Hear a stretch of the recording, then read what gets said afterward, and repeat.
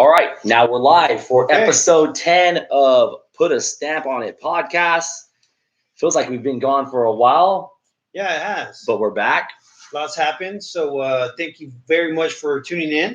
Remember to always like, share with everyone. And believe it or not, I shared this with Mr. Frosso. We have 2 people in Asia. 2 views in Asia. Man, worldwide, Gets up. literally. So it was very, very good. So thanks again for tuning in. Like, share, follow us on Facebook, Instagram, on Podcast, Stitcher, Spotify, anywhere, just put a stamp on it. Podcast, please subscribe. Please leave reviews. Honest, everything helps us get better and grow. And again, just subscribe. And if you have any trouble with subscribing, you don't know how to do it, because I don't think a lot of people really know how to do it, like where to find a podcast, where to subscribe, or even where to go look at it on YouTube. It's always going to be the same content everywhere, as we try to give it to you as video, and we also try to give it to you as audio so you can check it on the go. And then we'll do some live streaming as well. So again, appreciate everybody who followed, subscribed, and just help us keep growing this audience if you enjoy it. thanks, you guys. So what are we doing here? Episode 10. Today on episode 10, we're actually going to get in depth. We had an interview for me. Right. I was interviewed, so I thought we'd go ahead and interview you. Mm-hmm. Give a nice half-hour increment, and then we'll be a 2-part series just like we did with me. Okay. And interview you, ask a couple questions, and get to know.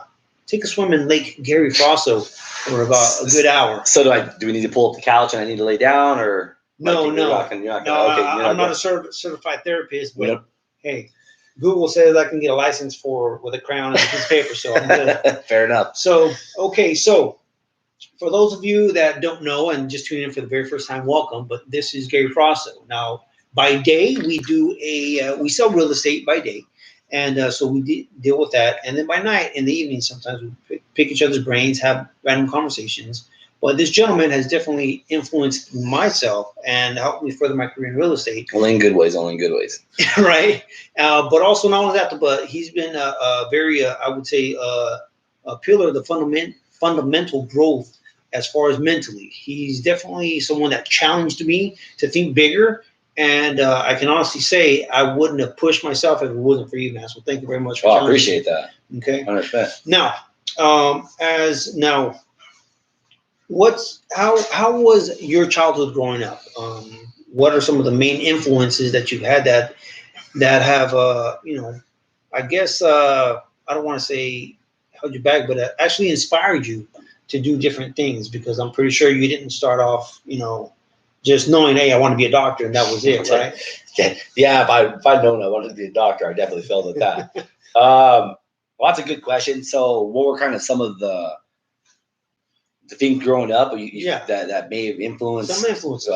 Basically kind of where I headed? Well, I'm Bakersfield born and raised. I've always lived in the southwest of Bakersfield. Okay. I grew up on South M Street, right behind Floyd's, in a mobile home. Me, my mom, my dad. Mom and dad married at an early age. Basically, they're 18s, right out of high school. Okay. BHS alumni. That's kind of, at that time, that's where everybody was going. That's the one. The school was small. Bakersfield was just small at that point. It was only the major schools. Then we moved over towards by South High, and that was kind of like moving on up. Only child. I have 2 other siblings. We're all 9 years apart. So I'm 36. I believe my brother's 26 or 27. I want to say he's 27. Yeah. And then my sister is 18. She just graduated high school. All 3 of us went to South. Yeah. And all 9 years apart. So, luckily and unluckily, I spent a lot of my time by myself with my imagination growing up. Nice. Okay. But at that time, I mean, it was a little different because, you had neighbors and you played with your neighbors and you were getting called to come inside more than anything else. Than to be inside and get thrown outside. Right. We come from an entrepreneur background from our side with my grandfather, the Frosso side. Yeah, talk about that, because I know you've had deep conversations and you posted on the social media page about how fine-tuned he is business savvy-wise. Oh, yeah. He has a lot of information to give, man. So my grandfather's old school. Ran a construction drywall company, Frosto & Son plastering, lathering. So real pulled himself up by the bootstraps, mentality. It's crazy, but we all don't have any Hispanic names. You know, he knows Spanish. My grandmother knows Spanish. His brothers and sisters, all them. But then like everybody after that didn't learn it. You know, and then my brother. Why is that? Just kind of like a brief overview. Around the time when my grandfather moved to Delano and they were doing construction, he felt it was easier to get bids and jobs because having a Caucasian name and having at that time, from what I found out just recently, was he was kind of like a couple of the only guys that spoke Spanish that could go out and employ other Hispanics that didn't speak English. So he kind of like cornered that market and being able to employ people. And then also, you know, his thoughts were, you know, I can either be picking in the field or I can be a business owner, and I can and with having, you know, that type of savviness, I can sit at the table and then speak English and speak Spanish, but have really good English to enough where these other guys will respect me. Grandpa played golf all the time. As I got into real estate, I never realized how many people he knew from older builders and, you know, around the area and stuff like that. When they saw my last name, they're kind of like, oh, you know, is this your grandfather? And I'm like, yeah. But grandfather's savvy, but grandfather couldn't teach anybody nothing at all. Like when it came to like, he kind of has I could see in as I got old, as I was younger, my father, him, they all have short tempers. So it's no emotion, just short temper, straight to the point, but hard workers. You know, they'll be the first one there. They'll be the last one to leave. They don't really, you know, they like my dad's real quiet, doesn't have a conversation at all. Me and my brother would joke that we went out of town with him and we have like 2 or 3 line sentences with him, but we don't really talk. Yeah. Just real quiet, just kind of sits there. You know, he'll jump in here and there and say things, but definitely 2 different types of personalities if you met me, my brother, and then him. Yeah. He's just real quiet. That's just how he is, hard worker. My grandfather, one time I asked him, I said, hey, you know, why didn't you teach anybody what you did? You know, like my grandfather has 20 plus doors, you know, multiple, you know, residential, I mean, all of them been paid off. Man, he has a lot of commercial. Then even out at the coast, he has his property. I mean, he's just like, you really wouldn't know by knowing him. Right. You know, he could have been retired for a long time, but he just still chose to keep doing what he does. You know, he always talks about getting money the old man way, not the young way, where all the young men wanted the money fast versus laying down the groundwork for the long term. So it's funny when when I talk to him, I would hear a lot of these people that you read about in books, and I'm like, man, you sound just like that. You know that? And he's like, I don't know what you're talking about. You know, they don't consider himself an entrepreneur. He's just like, I'm a businessman. Like, that's it. Like, that's what I do. And I could take him to houses, and he'll just run a comp like that without even knowing. Just, oh, that? Okay, yeah, I bet you it's worth that. This is what it'll sell for. Like, you know, he has always like great tidbits.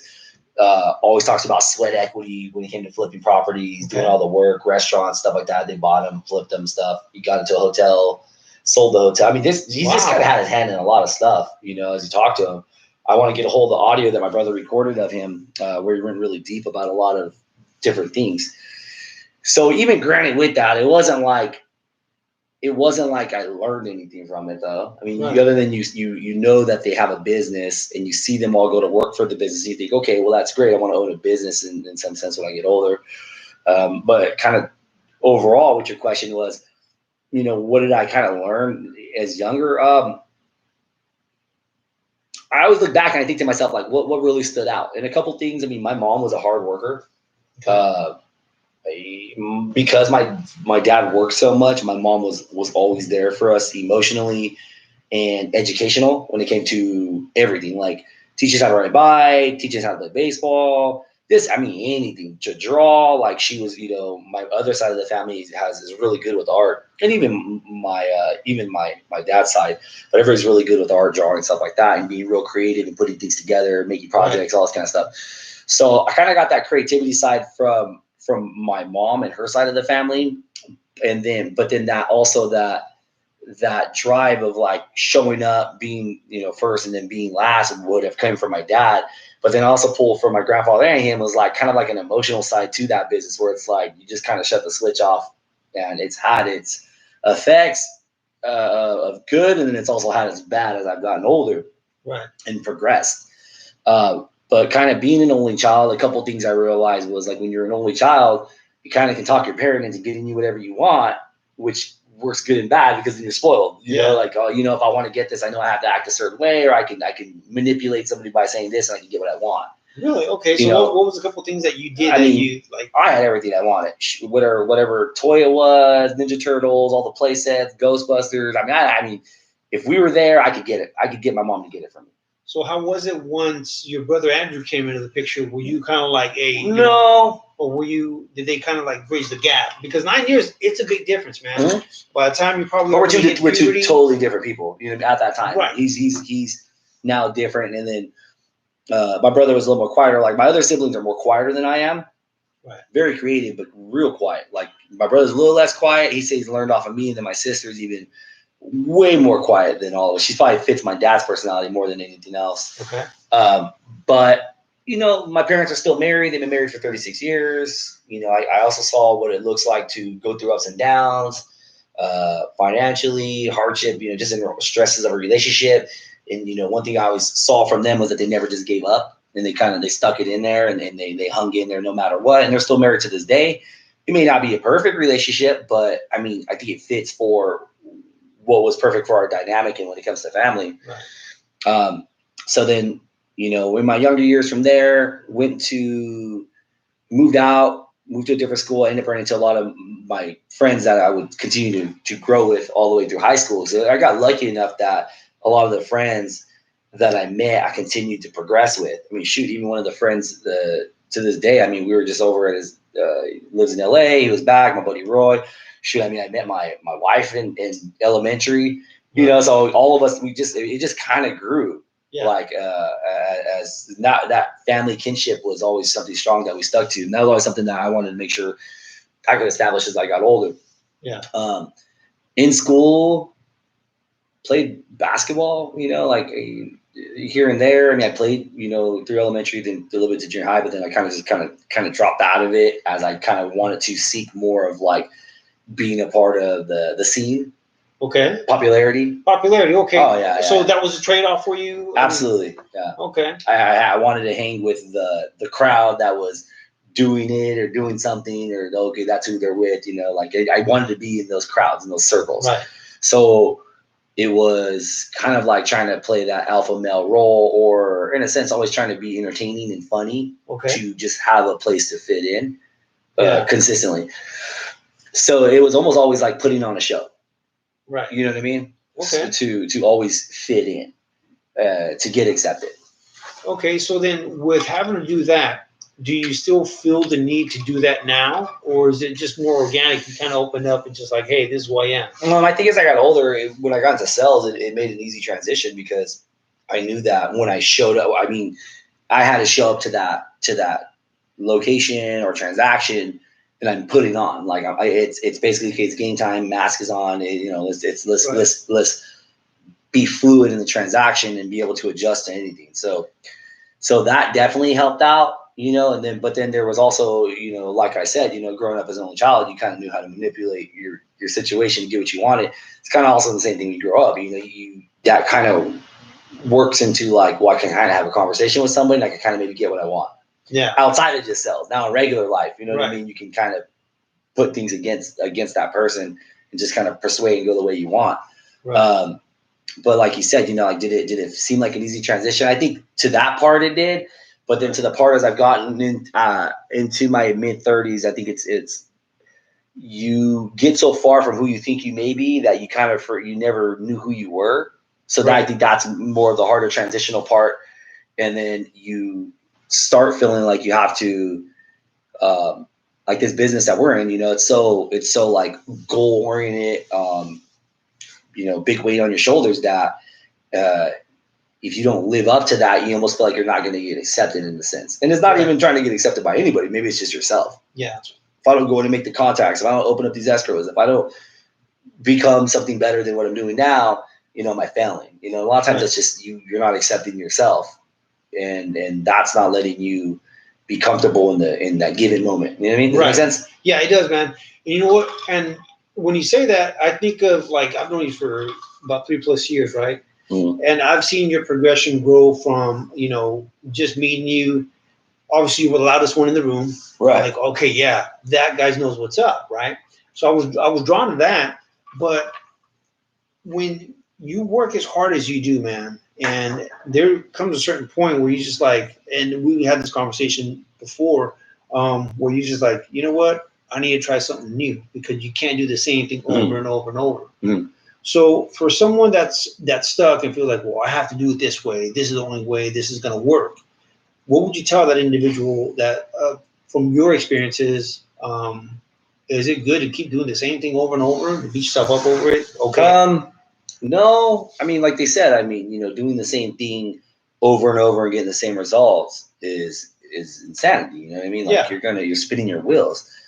Now, it doesn't help if anybody keeps telling you to do the same thing over and over and you're not getting those different results. And I think a lot of times you got to go deeper as to why you aren't getting those results. So if there's tons of ways to do what you want, whatever you're looking to get to. Okay. I think the first thing to do is identify, is that something that you want to do because you want to do it? Or is it something that you're doing because somebody has told you that's what you should want to do? Right. So case in point, you know, when I got into business, it was like sell 50 houses a year, got to sell 100 houses a year, you know, we're going to make this much money. You know, it was like not knowing yourself and needing to be a part of things. You almost feel like you felt more inclined to say yes. Like, oh, you know what? You're right. I do need to sell that many. Oh, you're right. I do got to do this. And you're right. So basically I'm adopting someone else's game plan because I thought that's what should have been done. Now, yeah, they say to learn through others' mistakes, or, you know, if you want to learn something, go, how did you get there, and kind of to help you accelerate. But then there's a part of you that has to be able to take that and still not forget who you are. And if you don't know who you are, it's going to make it even harder. And I think that was a hard part for me. So in the beginning, it was be really competitive, absolutely try to dominate as much as I can. Here's what I want to do. So I'm setting these goals, and I'm like, I hit the goals, and I'm like, all right, well, I feel empty. Like, this isn't getting me where I want. This isn't feeling what I thought it was going to do. So then I started thinking, now I had to take a step back and say, is that what I actually really wanted to do? Yeah. And now, am I comparing myself and my goals to someone else's goals? Right. And is that why I'm having such a hard time accepting the successes I have now? Right. So, you know, to do something different is okay. Like, try something different if you're looking still for that same result. And you're going to have a lot of naysayers. Yeah, you know, but again, if that aligns with what you want, then how can you go wrong? Right. And if you, at least you give it an attempt and you keep trying, you know that it can take a while, but you just keep trying, you know, and you stay to it. I mean, you can't go wrong. You know, it's going to reward you. It's going to get you that, you know, and then you have to be happy with your little successes and stuff like that. I think that's what it is, man, because I know sometimes in society, I feel like there's a lot of pressure. Oh, we see this, we have to have the Lambos or the nice cars or an abundance of stuff to feel accepted, because that's what it looks like society wants, and that's the picture perfect of success. But I feel like whenever you don't know yourself, like you said, you can have everything in the world and shit could just go sideways and you're back to square one and you have no clue why you did that for, right? Yeah. Yourself. Yeah. No, you know, I got my quickest life. I think I got the majority of my life lessons. Like through high school, same thing. It was party. Crazy part. I was telling my daughter the other day, I'm like, I didn't drink till I was 21. Really? Right. Yeah. You know, I go figure. I didn't drink until I was 21 years old when I first started drinking. I don't know why I didn't drink. I might have tasted alcohol. I don't think I ever got buzzed though. Like, I don't know why. I just didn't. I just did it. And it was weird because my mom never pressed upon me, like, don't go get drunk, don't do drugs. She maybe said it, as most parents do, but she never like sat there and questioned me and banged on me about it. But I just didn't do it out of, I don't know, it was weird. It was like, without even thinking, it was like, it's respect for my parents. Like, she wouldn't be happy if I drank, so why would I do it? It just didn't. Do you remember your first drink, what it was? I don't remember my first drink, but I'm pretty positive it was like Miller Genuine Draft, because we used to go, like, they used to carry MGD with them in their backpacks. Yeah. And I could have sworn we would put trash bags in there with ice and then throw all the beer in there and then walk around with it like as a cooler. Yeah. So I'm pretty positive that's what it was. I have to say, but I can't recall. But I just remember not drinking until I was 21. So it was That's weird. crazy. Like I really didn't get a lot of. I almost feel like maybe subconsciously a lot of stuff didn't really come about between small to like when I was 18 until I really got out on my own. But I do know, like in between, in my younger years, all I could tell you is that, like, I think having, and we had this conversation, like you said, your dad wasn't present. You never Right. met, you said you never met your dad, right? Yeah, my real dad, I've never met him. And I told you, I was like, you've never known your real dad. I'm like, think about knowing your dad and never knowing your dad. Like, Right. never have you don't have conversations with him. You don't have an emotional connection. You just, hey, what's up? Like, that's it. Yeah, I saw that Yeah. when we hung out one time. We saw your dad, and I thought he was just a friend of yours, like an uncle, because it was like real quick, like, oh, hey.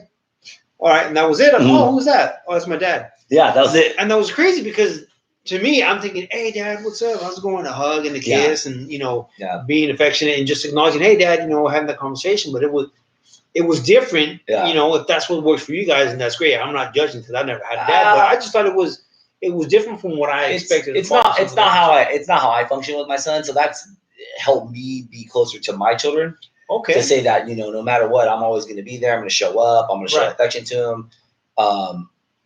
But I never really got on that kick, like where I was like, oh, I need to have a conversation with him, or oh man, I just need to understand why you did. I after meeting his father and just kind of knowing, hearing the stories, you kind of just accept like that just was them. Yeah. So it's like you either continue to do the same thing or you break the mold. You break the chain and you build on your foundation going forward. So that's kind of how I just took it. Like, you know what? That's what it is. I'm gonna take it. I'm gonna do it. I tried to go to college. That didn't work out. So then I enrolled in the BC. I'm like, I'm gonna go to college. I walked in the first day. Keep in mind, I was always that kid that was like, yo, I'm gonna have my outfit on point the first day of school. No matter what, I had it laid out, chain out. I had hair. Wait a minute, chain I was out? making sure. Yeah, I made sure my hair was always combed. I was like, I'm about to get this. Like, for real. It was good. That's probably why I had no hair because I combed it all off. But I'm like, I got this. And so then I remember going to college, showed up, sat down. I can't remember who was with me, but I was in class and I was like, so he's like, hey, let's go to lunch. And I'm like, but we just got here. And he's like, yeah, but you don't have to be here. And I was like, no one's going to care. He's like, no. So I got up, went to lunch and never came back. Wow. Yeah, that was pretty much it. Like, that was done. I don't know. I just wasn't for me. So was it just a gen ed? It was a gen ed. Yeah, just because I felt like I had to do something because people were, like, expected that of you? Not even my mom wasn't even expecting for me to go to college. They never talked about college. My mom and them never were like educate or keep going. Like surprisingly, my brother went and graduated. Right. My sister's going to college. Like they went down that educational route, but they didn't press upon it. My mom just made sure we were fed. She just said, I want you guys to do better than me and your dad. And that was it, man. Like just took care of us. You know what I mean? It was just become an adult. Like that was it. It just don't make poor choices. Yeah. So luckily, I made it to the point where I was like 21 before I started making poor choices. Yeah. But enough to be an adult to be like, hey, they're all my poor choices and I can take care of this. Shit. Yeah. That's crazy, man, because I know, like for me, I was drinking like when I was like 15, 16. My uncle drank. And that's because I wanted to taste the good life. For some reason, I felt before 21, it was a lot more exciting to have, oh man, get caught, get buzzed up and then take off. Versus 21, like, you got a beer, you can drink, who cares? Yeah. So I felt a little bit more dangerous before 21. Yeah. But, man, we're at 23 minutes. I mean, so this is going to be a whole hour. No, we'll split it up because the second half is going to be, that much more intense. But so with everything that you've done, man, with all your accomplishments, you've done well for yourself, right? I think I did the necessary things to land me where I'm at right now to continue to move up, or to continue to, just think, just to continue. I'm blessed to continue to have a canvas that I can paint, right. and my story's not over because and this is to anybody. Like you can keep painting every single day. I mean, your story's not over till you die. Like that's when your painting's done. That's right. So I think I'm just at this point where I can continue to do what I have to do. So just because I've been able to adopt just communication, and a hard work ethic that kind of in growing up of seeing that. Yeah, man, and that's crazy because I know when I got in the business, I saw you work but a different type of hustle, man. Because me, I'm the old school grinder. I feel like I go with a blue collar mentality and just work my ass off, right? And one thing I got from you is you work your ass off, but you work smarter. Well, right? We'll get into this. I mean, we got like 5 minutes left, but Oh, yeah. and this will kind of swing into the next episode. But like I said, most of my life accelerated once I got into my 20s and I started getting into sales. Okay. Because there was a point where you start looking at you like being a pawn in a game, right? And I started realizing that there's always a carrot in front of you, and it was like, you can do this, you can do that, just come to work and sell and sell and sell and be the top performer, And it was always like when you were the top performer, you felt like the higher you got, the better treatment you were going to get. What you end up figuring out was the more responsibilities you got and the less they'd let you have time off. Because you were like, well, when was the busiest time? Yeah. Friday, Saturday, and Sunday. When does everybody want off? Friday, Saturday, Sunday. The top salesman doesn't get Friday and Saturday and Sunday off, right? Because they need you to come in and perform and hit numbers. Who got the days off? The shitty employees. Yeah. Because they're just taking hourly. So I started always looking back at like, you're asking me to do something, but you're trying to, like, you really want something out of it. So either just be honest with me and tell me what you want so we can work together and figure this out together so we can both be happy in this. Right. Or I'm going to figure out how to continue to move myself up where I can get what I want. So that's like kind of like when I was telling you, when I get into real estate, I even told my coach when I first started, I was like, I'm not working weekends. Yeah. Like I've worked every freaking weekend my whole 20s being a top salesman. That's a long time, man. Hell no, I ain't working weekends. Like I'll work a couple weekends here and there, hit a couple appointments, but I ain't working Saturday and Sunday. Like you ain't getting me, like for sure. I'm gonna do what I can Monday through Friday to make sure I don't work on the weekends, and I feel like I deserve it. Yeah. And I've always kind of taken that work ethic. But again, like these are things that I've learned starting from my 20s until now into getting into sales.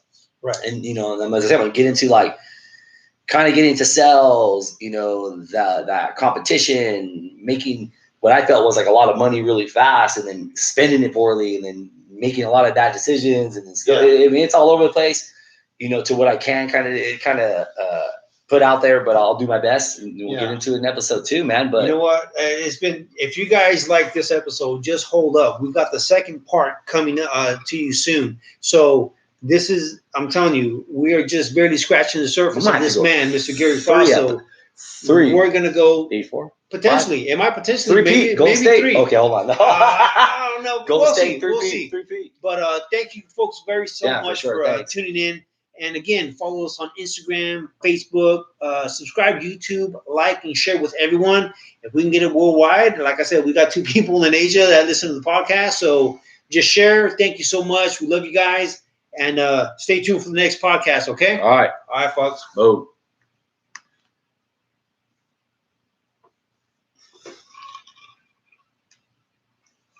Man, that was dope. Oh man, the next one's gonna be. Ooh. So explain to me how we're gonna do a second episode. We're not gonna do Facebook Live though. No, it's all right. We could load up on YouTube, record it here, and then we'll load it up. Go that way. So the second one, I was gonna just give you a pre-gamer on that one. What I want to do is I want to dive into like the transition from where you were when you got married to the mindset that you had married. I say we go through I want to go through my 20s. Okay. From when I got into mobile systems. Being what sales showed me it could give me, and the bad shit that it showed me that it could give me. Right, and then I want to touch into marriage from being married. Go through DUIs. Okay. And then we can go to being married. Yeah, married. Yeah, that's exactly what I want to do. So the second one's going to be a lot more fucking the whole fucking beef and potatoes.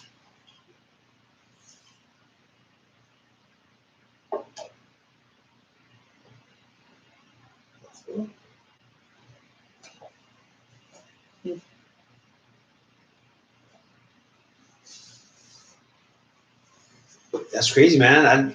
I never thought about that because even having your dad there, like you're a completely different dad to your boy than he is with you, and you having your dad there. Oh yeah, for sure. That's crazy, man. If that ain't a perfect recipe for like, hey, you can have no excuse to be a good dad. Just fucking don't follow mistakes. That's crazy, man. All right. We could probably do like, you want to do like Instagram on these? In Instagram Live? It's different than Facebook. Yeah. At least it keeps, people on, entertained.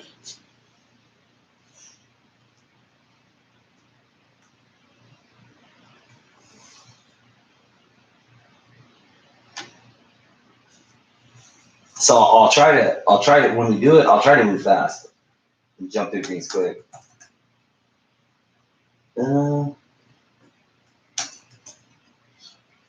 Strike bullet points. I don't want to. It sucks because like there's things I want to say, but I don't want to say.